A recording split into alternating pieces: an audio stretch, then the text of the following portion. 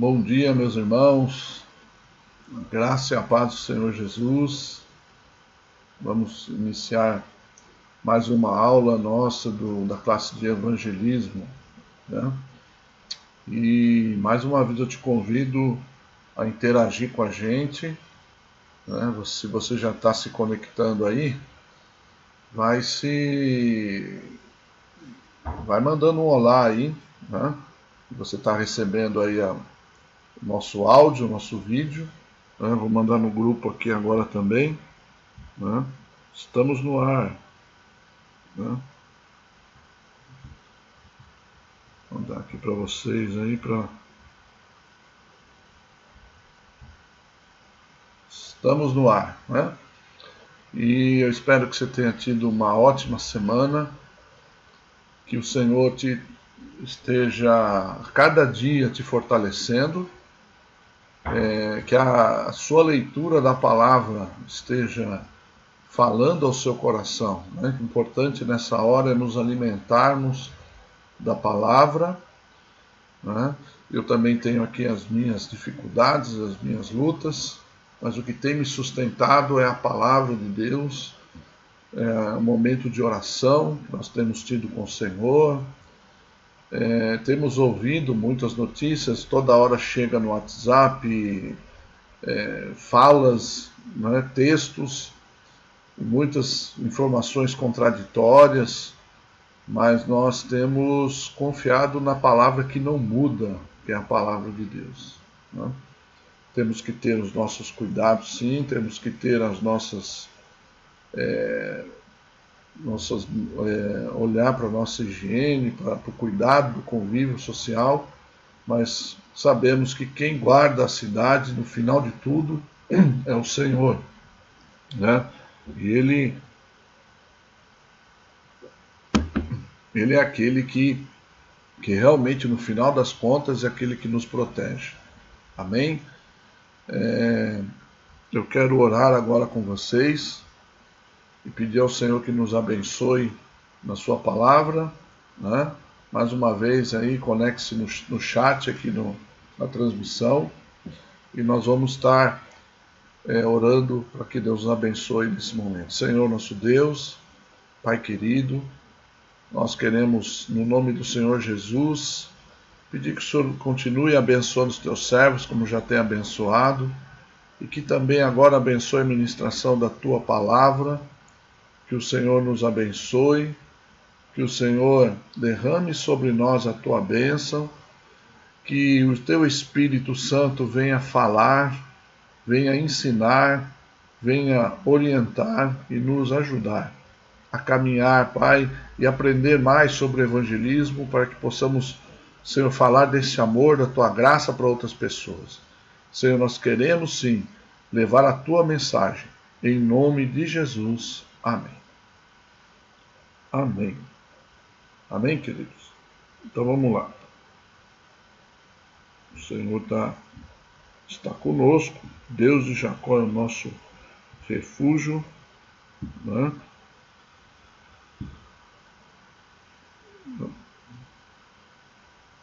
Glória a Deus. Queridos, na semana passada nós falamos sobre o nosso testemunho pessoal, né? E eu quero passar para vocês uma lição de casa aí, né? Vocês precisam fazer uma tarefinha. Vocês precisam escrever para mim o seu testemunho, para que a gente treine isso, né? Escrever aí num texto, quem tem acesso aí ao computador, escreva num arquivo de Word, manda para mim aqui no meu e-mail, depois eu mando o e-mail para vocês também, pode ser no WhatsApp, quem quiser no grupo, mas eu preciso que vocês façam essa tarefinha, né? E usar o esquema que nós explicamos para vocês, né? Então, o testemunho de vocês ele tem que começar dessa forma: antes de ter a vida eterna. Está aí já na apresentação. Então, tem que iniciar com essa frase, tá? Então, escreve lá: antes de ter a vida eterna, né, e você desenvolve, né, aquele sentimento negativo, que é o antes, né, que você sentia, e um exemplo prático, né, você desenvolve rapidamente, e tem aí agora o depois, quando eu recebi a vida eterna. Então aí você vai desenvolver agora o aspecto positivo, que é o antagônico daquele aspecto anterior, negativo, né? Como por exemplo aí a insegurança, você agora vai trabalhar com a segurança, destacando, né, agora também a fidelidade de Deus, né? E dar ênfase às coisas boas que aconteceram depois dessa experiência, tá bom? Então você tem que usar essa estrutura e finalizar o testemunho com essa frase. E o melhor de tudo é saber que se eu morrer hoje, eu tenho certeza de que vou morar no céu. Posso lhe fazer uma pergunta? Tem que encerrar com essa solicitação. Posso lhe fazer uma pergunta? Então, é justamente que é uma transição para aquele momento da pergunta de diagnóstico, né? Então eu quero que vocês façam essa tarefinha aí, por favor, para a gente treinar. Manda para mim, eu vou estar corrigindo e vou estar dando feedback para vocês se está correto ou não e como a gente pode melhorar isso se houver necessidade, tá bom? Então eu estou aguardando aí a entrada de vocês aí, o Connect no chat, nós estamos transmitindo já, né, a nossa aula, e que vocês estejam participando.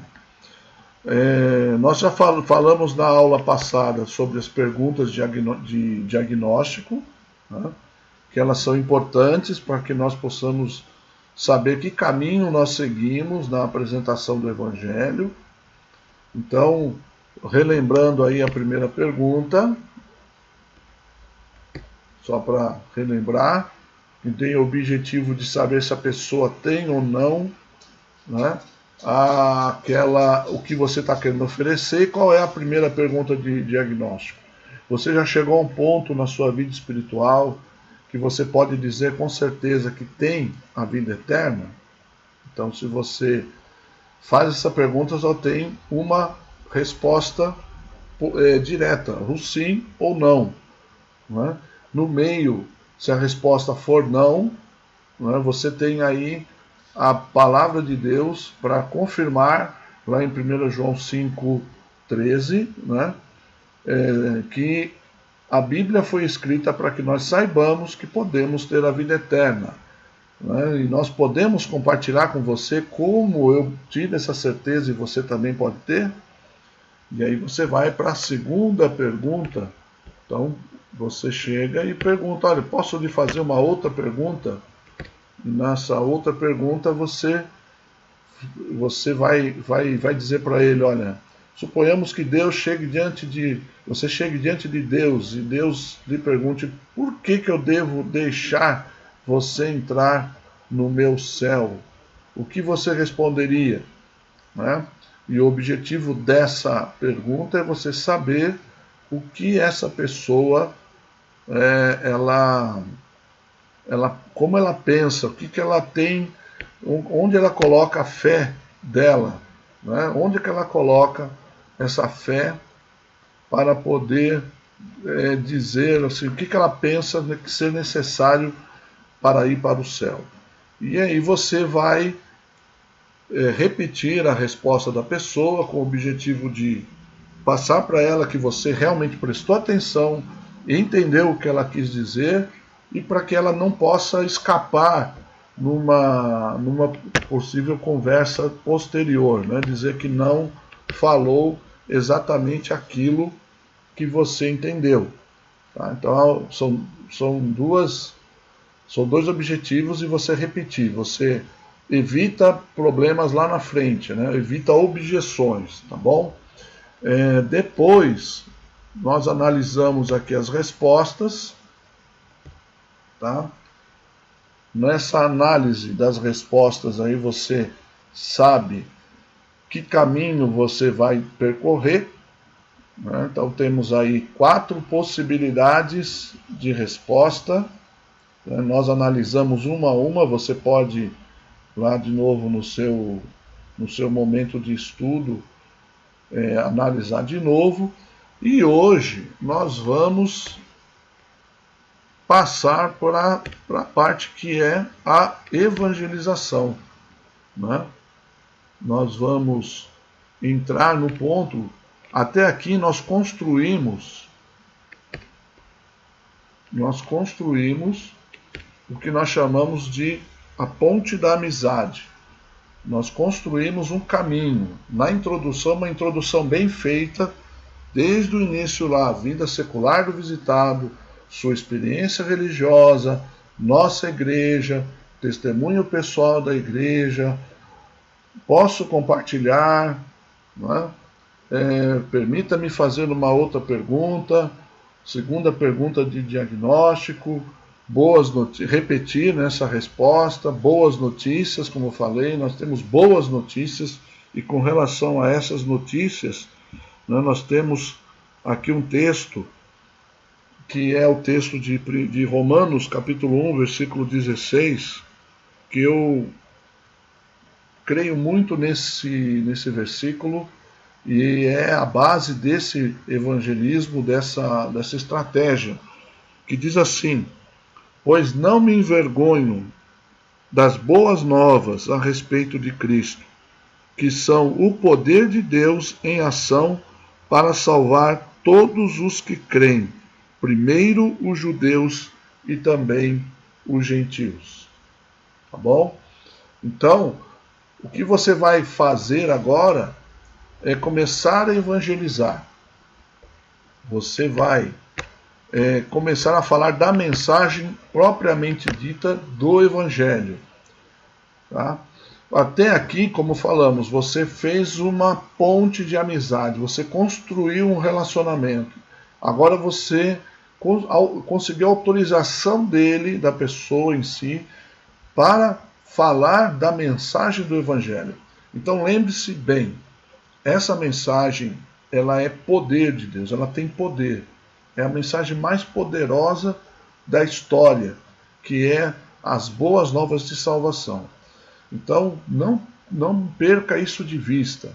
Você está ministrando uma mensagem que tem poder, não é apenas uma mensagem religiosa, um preceito religioso ou um conjunto de regras que a pessoa tem que seguir.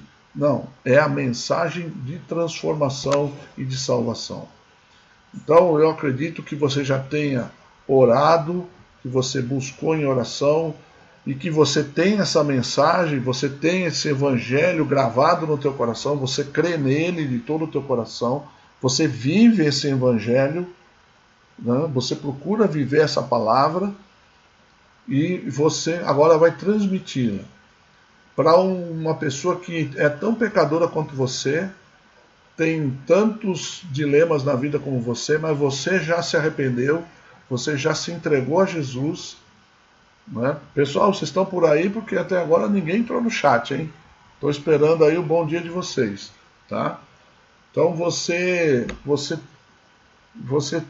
agora vai transmitir essa palavra para essa pessoa. Então pense muito nisso e se aplique, né, a ter uma mensagem clara, bem transparente, e nós vamos ter em cada apresentação uma ilustração, um texto bíblico que vai facilitar a tua exposição desse evangelho. Então vamos começar aqui, na verdade, começando a evangelizar. E para facilitar a memorização, nós temos aí o evangelho na palma da mão, né? Você vai poder memorizar melhor aí através da palma da sua mão. Então, os tópicos da apresentação do Evangelho nós vamos iniciar pela graça, homem, Deus, Cristo e fé. 5 pontos. Graça, homem, Vamos lá, tem gente aqui agora entrando no chat.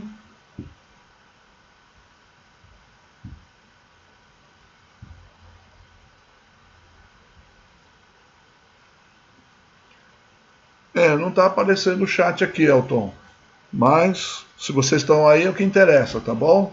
Vamos falando aqui, quem tiver conosco aí, manda aqui no grupo, porque eu não estou vendo aqui pelo chat, tá bom? Manda aqui no grupo, quem tiver aí, eu estou com o grupo aberto aqui e a gente vai vendo, tá bom? O importante é, me sinaliza aí, o som tá bom, estou conseguindo me ouvir, me ver, e vendo aí os tópicos, né? Se tá legal aí, beleza. Bom,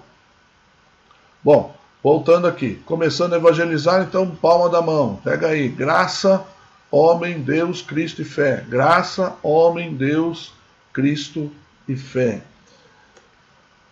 Vamos lá, vamos então começar pelo começo. Então, a graça. A graça, então usamos aí o polegar, né? O polegar, quando você usa apontando para cima, sinal de positivo, então você vê aí a graça.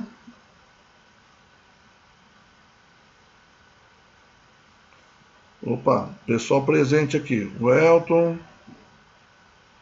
né? A Rita, José Antônio. O irmão José Antônio está conseguindo acessar. Mandou para ele aqui o YouTube, né? Legal. Então a graça, irmãos, a graça aponta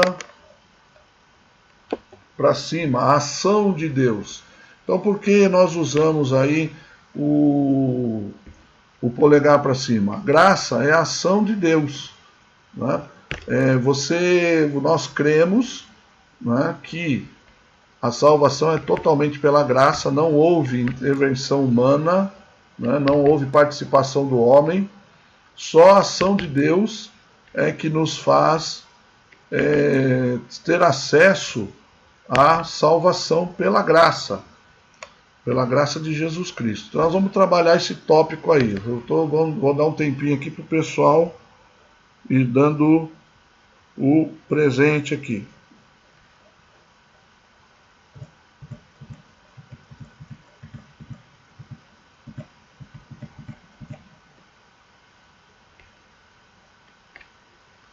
Ok, tá aí o Fernando, a Esther, presente, Maria Regina. Pessoal, quem chegou atrasado aí, depois pega o vídeo, porque eu falei várias coisas sobre uma tarefinha. Depois no final, se der tempo, eu falo de novo de uma tarefa sobre o testemunho, tá? Eu falei sobre testemunho. Então, quem perdeu o começo da aula, depois dá uma olhadinha no vídeo, né, que vai ficar lá no canal. Aí no canal. Então, eu tenho uma tarefa que eu passei para vocês sobre o testemunho. Se der tempo, a gente fala no final. Então, vamos lá. Graça. Então, a graça aponta, né, para... o polegar aponta para cima, a ação de Deus. Então, como nós vamos desenvolver a graça? Então, primeiro, o céu é um presente de Deus. Então, na apresentação do Evangelho, né, eu falei lá, boas novas, né, eu tenho boas notícias para você. E a boa notícia é que o céu é um presente de Deus. Né? Romanos 6,23, a palavra dom, diz o dom gratuito de Deus é a vida eterna. Então, a palavra dom, né, ela significa, na Bíblia, presente. Então, você vai mostrar isso para a pessoa. E não pode ser comprado por obras ou merecimento. Efésios 2, 8, 9. Pela graça sois salvos, mediante a fé, e isso não vem de vós, é dom de Deus. Tá? O texto de Efésios e o de Romanos 6, 23, você não precisa ficar citando o endereço, você apenas cita, né, você apenas cita o texto. Se a pessoa ela quiser saber o endereço depois, onde está o texto, aí você mostra. Mas você memoriza o endereço e você depois fala o texto em si, tá bom? E aí você vai ter sempre, dentro desses tópicos, a ilustração, tá? Então você tem a ilustração aqui nesse tópico, né, do presente de um amigo, tá? Então você usa essa ilustração de presente de um amigo para poder ajudar, né, na pessoa entender o que é a graça. Então vamos lá, eu coloquei aqui, ó, imagine ele trazendo um presente que vale 10 mil reais, porque gosto de você e sou seu amigo. Quando você recebe o presente, pega a sua carteira e tira uma nota de 100 reais e diz: pega esse dinheiro para ajudar a pagar esse presente. Aí você pergunta: como você acha que eu me sentiria? Né? O que essa ilustração quer mostrar? Veja bem, um presente na ordem de 10 mil reais. Né? Um presente caríssimo. E uma nota de 100 reais. Vai fazer alguma diferença para essa pessoa, para você no caso, essa pessoa te dá 100 reais para poder pagar esse presente? Não, não faz diferença nenhuma. E, na verdade, é uma ofensa. Por quê? Porque o presente é algo que você quis dar para essa pessoa. Quando você presenteia alguém, você ama, você gosta dessa pessoa e você não está pensando no valor em si. Claro, você sempre vai dar algo que está dentro das suas possibilidades. Mas você não pensa no valor em si. Você pensa assim, que você tem um prazer ali de presentear. Embora para a pessoa em si, esse presente não tenha custado nada, mas custou para você. Então é algo que você faz de coração. Então agora, por que nós usamos essa ilustração no ponto da graça? Porque o céu, nós vemos pela palavra de Deus, lá em Romanos, que nós falamos, o dom gratuito de Deus é a vida eterna. Né? É a parte B do versículo. A parte A diz: o salário do pecado é a morte. Né? Essa é a parte A do pecado, que nós vamos apenas ressaltar a parte B, porque do pecado nós vamos falar depois. Mas, por exemplo, o dom gratuito é um presente de Deus. E quanto vale esse dom? Quanto vale o céu? Quanto vale aquilo que Deus nos dá em Cristo Jesus? Não tem valor, irmãos. É algo que não tem como medir. É algo tão grande, tão transcendente, tão além da nossa imaginação, que nós não temos como medir. Então, algo tão grande, tão precioso assim, você imagina que algumas obras boas que nós possamos fazer vão ajudar a comprar esse céu? Claro que não. Então, quando nós usamos essa ilustração, o nosso objetivo é mostrar para a pessoa que o céu é um presente tão grande e maravilhoso que nada das nossas obras aqui na terra pode fazer cosquinha ali em pagar. Então é como essa ilustração aqui, olha, 10 mil reais, o que faz diferença? Ela me dá 100 reais, faz nada, não vai mudar nada, né? Não muda nada. Então, e o valor é ínfimo, não é? Se você imaginar aqui, é mínimo, não é? O que você usa para reembolsar talvez um pagamento é ridículo, não é? Chega a ser um pouco ridículo, mas você não vai falar isso para a pessoa, claro. Mas então a ilustração, o objetivo dela é mostrar que o céu é um presente tão grande e maravilhoso que nada que nós possamos fazer aqui vai poder ajudar a comprar. Agora, você pode usar essa ilustração de diversas maneiras, tá? Você pode, por exemplo, eu gosto muitas vezes de perguntar para a pessoa o que ela tem de sonho de consumo, por exemplo, algo que ela deseje muito, que seja um sonho na vida dela. E aí você personaliza, né? Eu faço isso. Né? Eu pergunto, às vezes tem pessoas que falam, meu sonho é uma casa. Poxa, legal, vamos imaginar, eu sou um amigo teu que eu gosto muito e vou lá e compro uma casa para você. Eu quero te dar uma casa. Né? Oh, mas quem daria uma casa? Mas vamos supor, né? Eu te dou uma casa. Né? E você vai tirar 100 reais do seu bolso para poder me dar, para ajudar a pagar essa casa que não tem lógica, né? Então, quem recebe um presente, ele o que tem que fazer? Apenas receber. Então, o primeiro ponto, quando a gente fala das boas notícias, é que o céu é um presente de Deus. Ganhar o céu não é por obras nem por merecimento. Nós não podemos merecer o céu. Apenas o recebemos, é um presente que Deus está nos dando através de Jesus Cristo. Ok? Então, esse primeiro ponto, voltando aqui à graça, que é o dedo polegar, que aponta para cima, a ação de Deus para a nossa salvação. A ilustração é o presente de um amigo, que você vai desenvolver ela, né? E a base bíblica é Romanos 6:23 e Efésios 2:8 e 9. Tá? Ok? Pessoal, se tiver dúvida, vão mandando aqui no grupo, para que eu possa, porque no chat mesmo não sei o que está acontecendo aqui com o chat. Tá bom? Vamos para frente. Quando você fala de um ponto do Evangelho, agora você falou da graça, sempre vai ter uma conexão com o próximo ponto. Tá? Sempre há uma frase de transição. Então, olha aqui na ilustração do presente de um amigo, que eu vou pôr de novo aqui para vocês. No final, lá tem uma transição.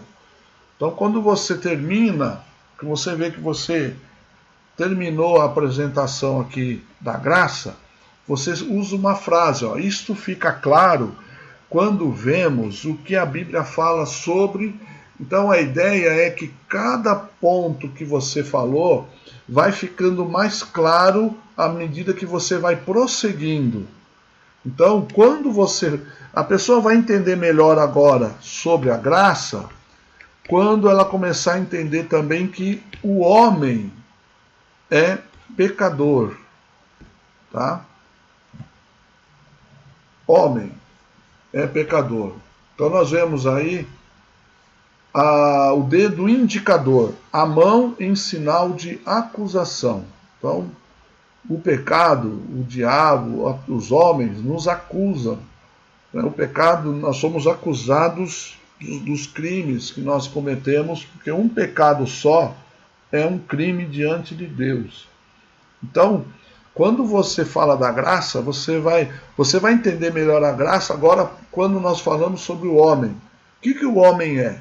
O homem é pecador.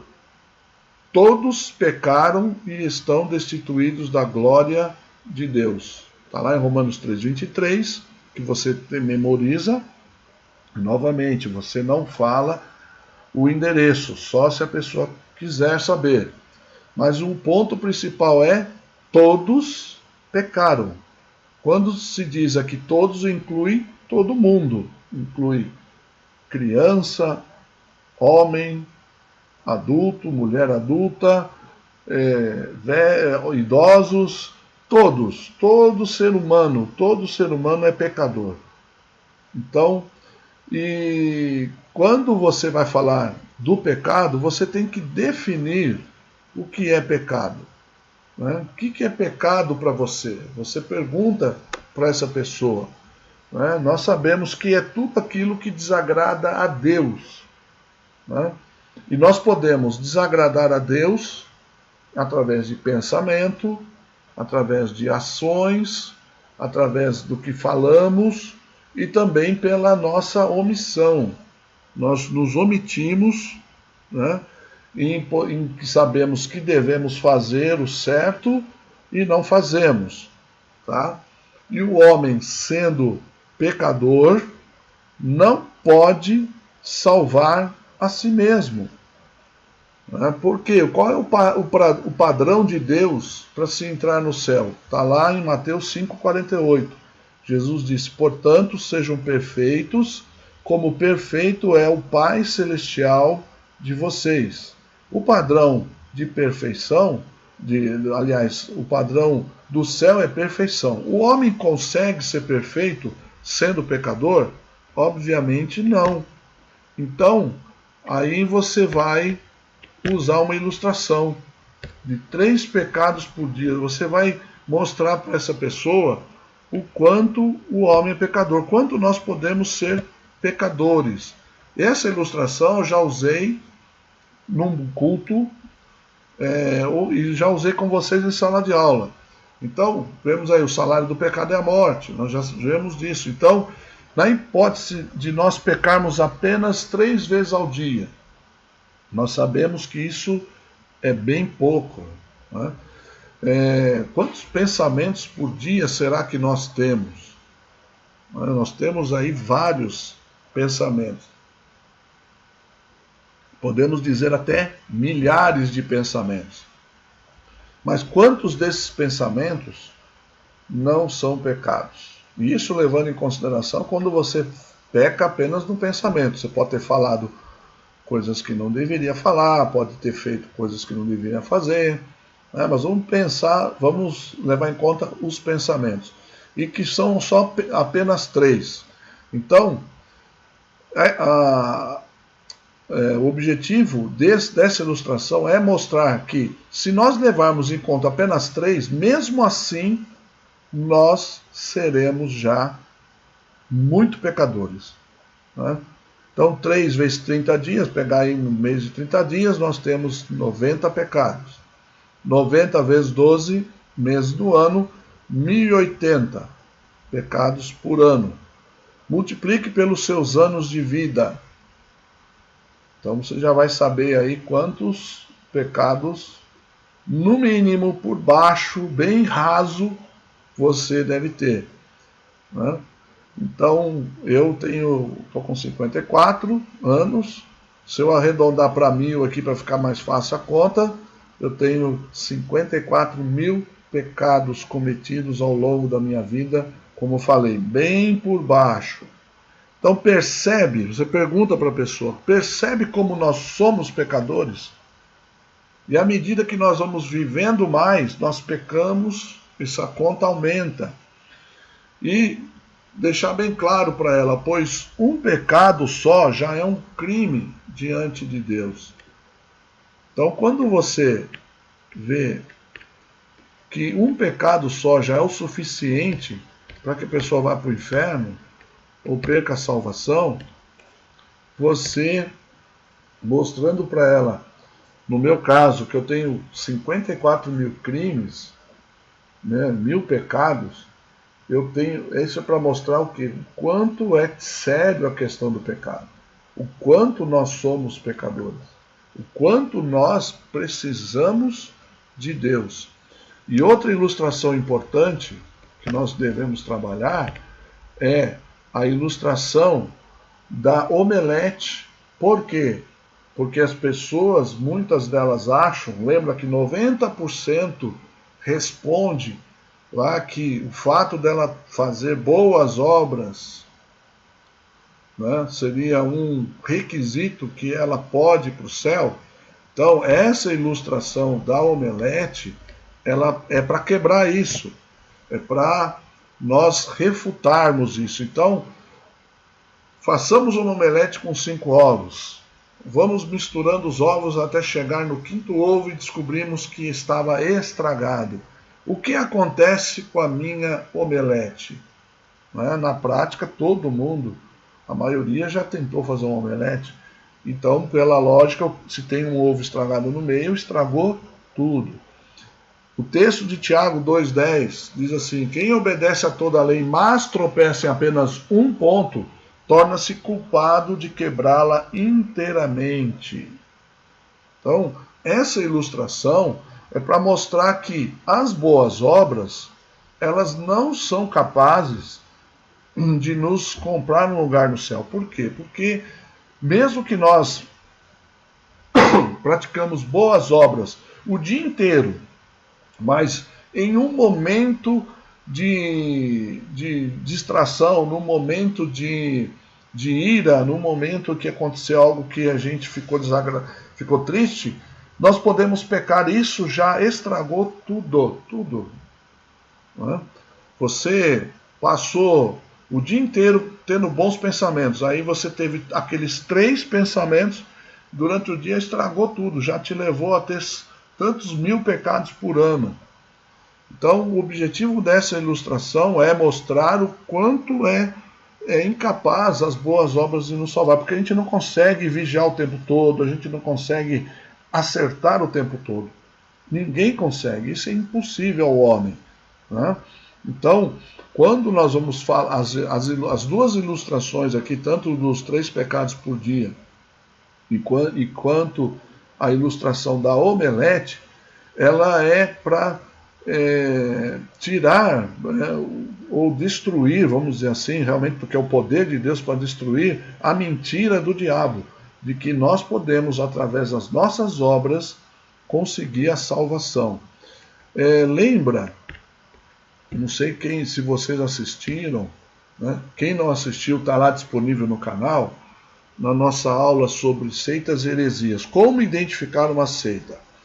E lá no item multiplicação, né, nós vemos que as seitas, o que elas fazem? Os ensinos de outros segmentos religiosos, ensinos mentirosos, fora da palavra de Deus. O que eles não conseguem aceitar que a salvação é somente pela graça, que somente é um presente de Deus. Eles têm que colocar obras no meio. O ser humano tem que fazer por merecer a sua salvação. Não há como o ser humano só ser salvo pela graça de Deus. Eles não querem acreditar nisso. Então querem usar as obras. Então nós temos que, no evangelismo, deixar isso bem fixado para as pessoas. As obras não vão te salvar, meu querido. Você pode se achar uma pessoa boa, uma pessoa justa, mas isso não é suficiente para o padrão de Deus. O padrão de Deus é a perfeição, lembra? Então nós temos que usar essas ilustrações com muita propriedade, com muito treino, deixando bem claro isso, para que as pessoas entendam. Né? E eu costumo dizer que evangelizar é você mostrar para a pessoa que ela está errada e sem ela ficar brava com você. Então essa estratégia nos ajuda a isso. Você está desconstruindo. Na verdade, desconstruir para mim é destruir, é a mesma coisa. Então, quando você está destruindo sofismas na cabeça dessa pessoa.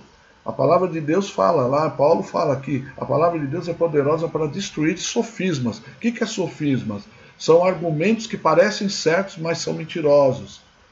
Tem uma aparência de coisa certa, usa uma palavra floreada. Todo mundo é pecador, mas tem pessoas boas no mundo. Realmente tem pessoas de coração bom, mas isso não é suficiente para a salvação. A salvação é somente através da graça de Deus. Amém? Então, quando nós aqui falamos que o homem é pecador, isso é o que vai deixar mais claro a graça de Deus. E sempre tem uma transição. Vamos pegar aqui a transição. Então, quando a gente pega aqui a palavra, a ilustração da omelete, tem lá a transição. Percebe que é impossível salvar a si mesmo pelas obras?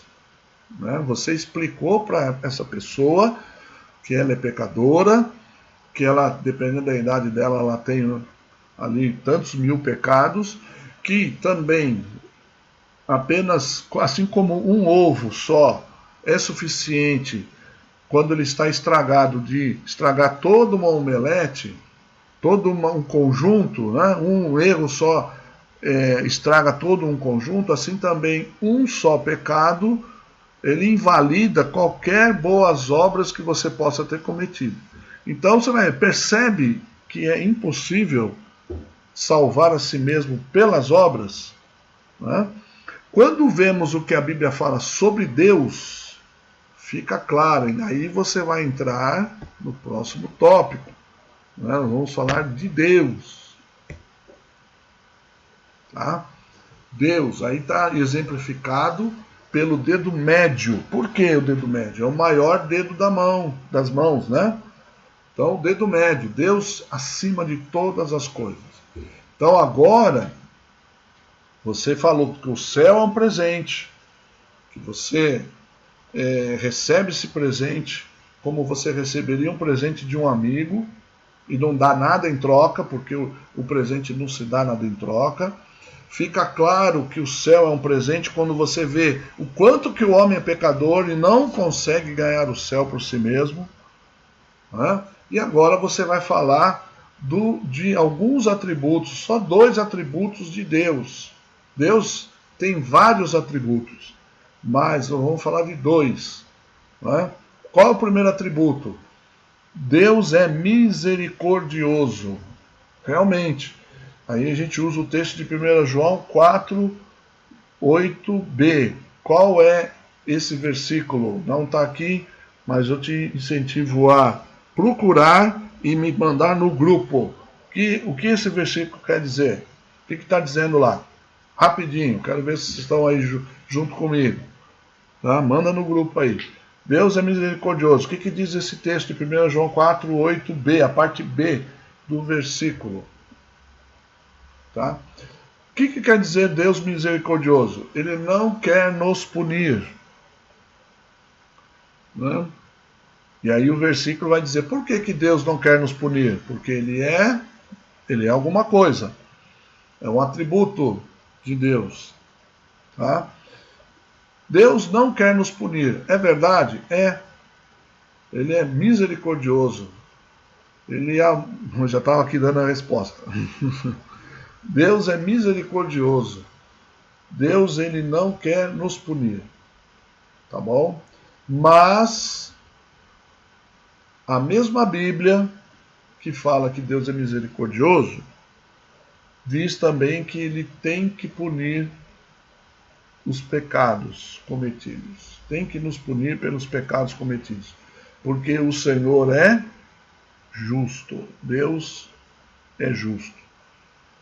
E está lá o texto em Êxodo, no capítulo 34, também o versículo 7, a parte B do versículo, que diz que Deus não toma o culpado por inocente. Ou seja, aquele que é culpado de algum pecado, Deus não torce a justiça. Deus, ele vai punir os pecados cometidos.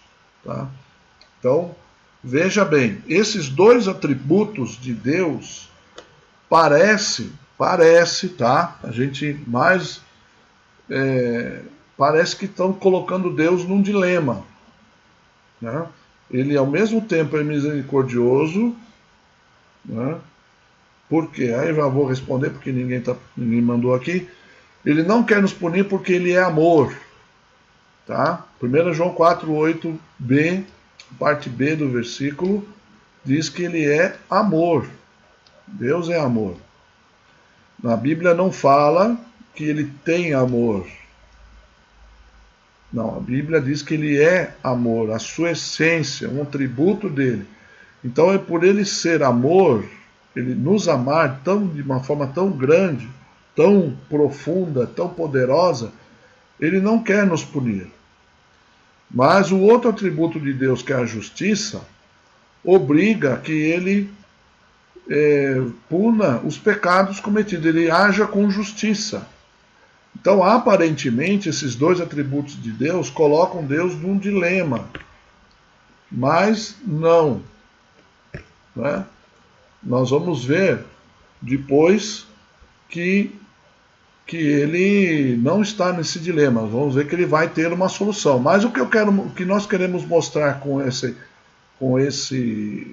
tópico é que Deus, por ser amor, não quer nos punir, é a parte onde todo mundo se apega. Deus é amor. Né? Toda forma de amor é permitida porque Deus é amor. Né? Deus é Pai. Deus não vai permitir que Deus é tão bom, Deus não vai deixar ninguém ir para o inferno, não. Né? É assim que as pessoas pensam. Porque só vê um lado dos atributos de Deus. Nós, como servos de Deus, que temos a palavra de Deus, nós temos que conhecer Deus na sua totalidade, em todos os seus atributos. Né? Quando a gente fala, Deus é onisciente, Deus é onipotente, Deus é onipresente, são atributos de Deus, mas Deus é amor, Deus é justiça, Deus é paz. Então são atributos. Deus, ele tem o atributo da santidade, ele é santo. Né? A santidade de Deus é coisa séria. Né? A Bíblia diz: sede santos porque eu sou santo, né? Diz o Senhor. Então são atributos. A gente não pode só olhar um atributo e esquecer o outro, porque aí nós estamos desfigurando quem é Deus. Então as pessoas se apegam nesse primeiro ponto. Olha, Deus é amor, Deus não vai me mandar para o inferno porque ele é amor, mas esquece do outro atributo de Deus, que Deus é justiça, e ele vai fazer a justiça. Agora, como eu posso fazer a pessoa entender melhor isso? Aí eu vou usar a ilustração do ladrão de banco. Como é a ilustração do ladrão de banco? Né? A ilustração é a seguinte: imagine que você vai e assalte um banco. Né? Aí você usa você na primeira pessoa. Então eu vou usar eu aqui na primeira pessoa. Imagine que eu vou e assalto um banco. E nesse assalto eu fui filmado pelas câmeras de segurança. E foi um furto, ou seja, não tinha ninguém lá, eu não matei ninguém, eu não ameacei ninguém, fui lá de noite, não tinha ninguém, e assaltei o banco. Levei o dinheiro para minha casa. Né? A polícia, através das suas investigações, chegou até minha casa. Um pouco antes da polícia chegar em minha casa, eu estava lá contando dinheiro, eu me arrependi, eu não devia ter feito isso, eu vou devolver o dinheiro, mas aí a polícia chegou, porque eu fui filmado pelas câmeras do banco. E a polícia me levou preso, e obviamente onde que eu iria parar? Na frente de um juiz. Tá? E esse juiz chega para mim e me pergunta: como você se declara? Fala: olha, eu sou culpado, mas seu juiz, o senhor pode me soltar, porque eu prometo para o senhor que eu nunca mais vou fazer isso. Eu devolvi, então aqui o dinheiro está aqui, eu não matei ninguém, não roubei ninguém, mas eu prometo, o senhor pode me soltar, porque eu não vou fazer mais isso na minha vida. O que você acha? O juiz vai me soltar? O que você... Pergunta para a pessoa. Qualquer pessoa inteligente, pessoa que sabe o que é a justiça aqui da terra, ela vai dizer: não, o juiz não vai soltar ele. Né? Então, é justamente isso. O juiz não vai soltar, por quê? Porque o juiz, ele tem que fazer valer o quê? A lei, ele tem que cumprir a lei. O que foi definitivo, tem que fazer justiça. E se o juiz dessa terra, um homem como eu e você, limitado, ele tem que fazer justiça, imagine Deus. Imagine Deus, que ele não vai fazer justiça a todos aqueles que cometem pecado. Não é? Então, o objetivo desse ponto é você mostrar para a pessoa que Deus, através dos seus atributos, né, os seus dois atributos aqui, nós vamos voltar aqui, ele é realmente amor. Ele é realmente amor. Não quer nos punir, mas ele vai punir por causa da sua justiça. Ele tem que punir por causa dos pecados. Aí você está tirando o foco um pouco, mostrando para a pessoa que apesar de Deus ser amor, ele vai fazer justiça. E o homem é pecador, vai ser punido. Então esses dois atributos de Deus aparentemente deixam Deus em um dilema. Só que esse dilema foi resolvido. Deus achou uma solução. Deus achou uma forma de satisfazer a sua justiça e também manifestar o seu amor para com a humanidade. E antes de falar mais profundamente nisso, eu gostaria aqui de pensar com vocês, né? Veja bem, o problema do pecado é algo tão sério, o pecado é algo que traz uma consequência tão grave no plano de Deus, no cosmos, no mundo, que nós estamos vendo hoje o que? Tudo que está acontecendo, o mundo parado por causa de um vírus, né? Só vou aqui por um parênteses. Por que esse vírus, por que está acontecendo tudo isso, irmãos? É por causa do pecado. Não é do pecado, pode dizer, individualmente de cada um. Não, é por causa da humanidade pecadora, da humanidade afastada de Deus, da humanidade que quer uma paz construída com Deus fora dela. Não existe isso. Um mundo que quer uma justiça social fora do que Deus imaginou, e não existe isso. Um mundo que quer excluir Deus de tudo. E excluindo Deus, também exclui a noção de moralidade. E se não há moralidade, não há sentimento nenhum de peso, de culpa em nenhum dos atos que o homem possa fazer. E se o homem é entregue a sua vida livremente, sem o freio da moralidade, você imagina o que o homem é capaz de fazer.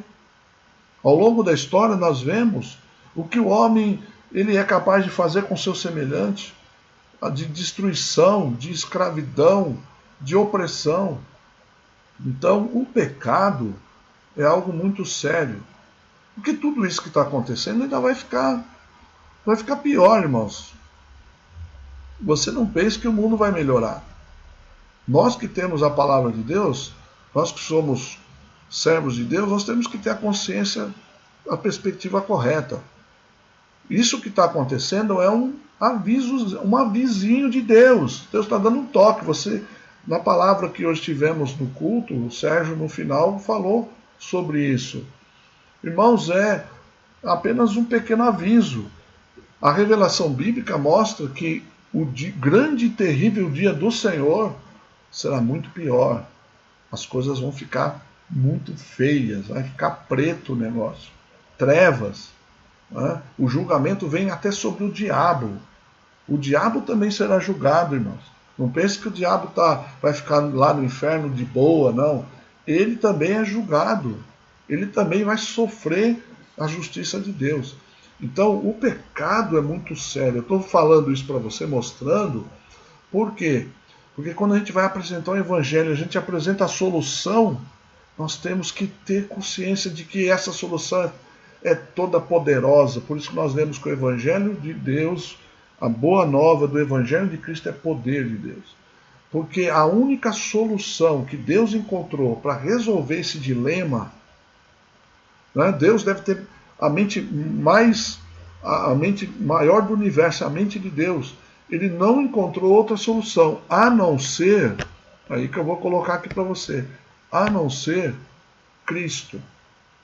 E é onde você vai apresentar para a pessoa. A transição é que Deus resolveu o problema do homem. O problema, a frase de transição que eu não... Deixa eu ver se eu coloquei aqui para vocês. Né? Transição, está lá. Deus resolveu esse problema na pessoa de Jesus Cristo. Você falou desse dilema de Deus, mas Deus resolveu esse problema na pessoa de Cristo. Quem é Cristo? Então, na nossa apresentação, é o dedo anelar, que é o dedo onde você coloca a aliança, aquele que é casado na sua mão esquerda, coloca lá no dedo anelar uma aliança. Cristo é o noivo, a igreja, ela é a noiva.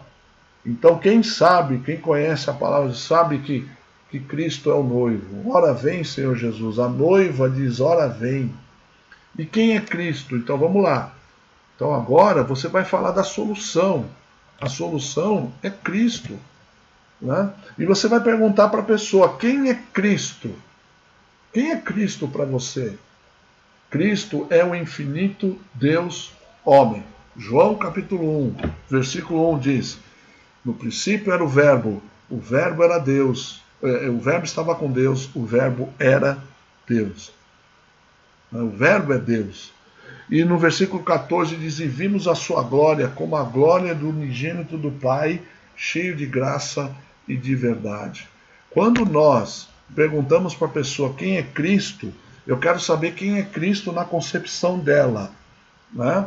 E nós, voltando rapidinho, lá na aula de apologética, subtração. O que as seitas querem fazer? Subtrair da pessoa de Jesus ou a sua divindade ou a sua humanidade. E nós cremos no Cristo completo. Então por isso que dizemos que Jesus é o infinito Deus homem. Ele é homem. Ah, ele é homem lá no céu agora? É, porque o seu corpo foi ressuscitado aqui, ele comeu, ele bebeu, ele esteve com os discípulos, tocaram nele, viram as marcas das suas mãos e pés, a lança que foi ali atravessada no seu lado, e aquele corpo que eles tocaram foi o corpo que subiu ao céu. Cristo é homem lá no céu agora. Claro que não é um corpo como o nosso, limitado e debilitado, mas é um corpo glorificado, né? Então as pessoas falam: quem é Cristo? É o infinito Deus homem. E o que ele fez? Ele morreu na cruz para pagar por nossos pecados, ressuscitou dos mortos e nos comprou um lugar no céu que nos oferece gratuitamente. Essa é a frase. A gente podia dizer aqui um aleluia, um glória a Deus, porque isso nos alegra, isso nos dá uma felicidade, mas não faça isso, né? Mantenha a linha, né? Segura o glória aí no teu coração, glorifica a Deus no teu coração. Mas é o que ele fez. E eu gosto de falar essa frase, tudo isso com um rosto muito alegre e feliz, porque é verdadeiro, né? Ele morreu e pagou, veja que eu coloquei aqui, ele morreu para pagar os nossos pecados, ressuscitou, é importante dizer isso, e nos comprou um lugar no céu, e nos oferece gratuitamente. Que maravilha, né? Você dizer isso para uma pessoa. E aí você vai usar imediatamente a ilustração do presente de um amigo, ilustração do livro de registros de pecados. Eu vou tentar aqui fazer no vídeo para vocês aqui, novamente, para a gente poder usar aqui. Eu não peguei uma Bíblia lá, vamos lá. Então você vai exemplificar, né, irmãos, aqui, essa mão representa a minha vida, né? E eu tenho sobre mim os meus pecados. Estão aqui registrados no meu smartphone todos os meus pecados, né? Deus está querendo se aproximar de mim, mas ele não consegue. O que está atrapalhando, queridos? O que está atrapalhando? Os meus pecados, né? O que Deus fez? Deus aqui na sua superioridade como Deus, ele se fez carne, ou seja, se tornou igual a mim, se encarnou como Jesus Cristo, né? Jesus é o homem perfeito. Jesus toma os meus pecados e morre na cruz, sai de cena e eu fiquei livre, né? O pecado foi tirado, aí Deus consegue agora se aproximar de mim. Você usa essa ilustração para mostrar o que aconteceu, a obra de Jesus lá na cruz do Calvário, né? Essa ilustração do livro de registros de pecados. Então, você, com isso, você mostrou para a pessoa como Deus resolveu o problema do pecado. Tá? Maravilhoso, irmãos. Eu fico muito assim, tocado pelo poder do Espírito Santo, pelo que Deus fez. A palavra do Evangelho, a obra da cruz. E quando eu consigo mostrar isso para alguém, o meu coração enche de alegria, o gozo do Senhor enche a nossa alma. É um privilégio Deus nos deixar falar da sua palavra. Que Deus nos dê muitas oportunidades para isso, né, irmãos? Que você possa estar aproveitando esse tempo. Nós estamos longe uns dos outros, você está longe das pessoas, mas que você possa estar se preparando para quando voltar ao convívio, você possa estar sendo um instrumento de Deus para levar esse evangelho às pessoas, né? Nós vamos estar encerrando, que já estamos com 1 hora aqui de transmissão, né? São 11h11, né? Nós vamos continuar ou presentes ou aqui ainda na transmissão. Faltou falar de como receber o presente, né? Fechando, né, o Evangelho na palma da mão. A gente termina a semana que vem, né? Mas nós falamos aqui da graça, o polegar apontando para cima como obra redentora de Deus. Foi a obra de Deus, começou em Deus, mostrando que o homem é pecador, aí o indicador que nos acusa, que é o dedo da acusação. O homem, ele é acusado e é culpado sim de ser pecador, mas olhamos também, fica mais claro quando vemos Deus como sendo, né, o dedo, o maior dedo da mão aí, né? O dedo, como é que chama esse dedo aí? Agora falhou aqui. Vamos lá. É o dedo médio, o dedo médio. O maior dedo das mãos, né? O dedo médio. Então Deus, ele tem os seus atributos, e um deles é o amor, o outro é a justiça, e ele tem que conciliar os dois, porque ele é único. Como ele resolveu esse problema? Através de Cristo, o dedo da aliança, o dedo anelar, e Cristo fez a obra completa lá na cruz. A obra que Jesus fez na cruz não tem complemento nenhum, não tem que ter adendos, não tem que ter ressalvas. A obra de Cristo é completa. Não tem nada mais que nós possamos fazer para acrescentar algo. As nossas boas obras não vão poder cumprir nenhum desses papéis. Nós cremos que Jesus fez tudo completo na cruz, né? Cristo, ele completou tudo na cruz. E ele tem uma palavra que Cristo falou lá na cruz, antes de morrer. Tetelestai, está pago. Significa o quê?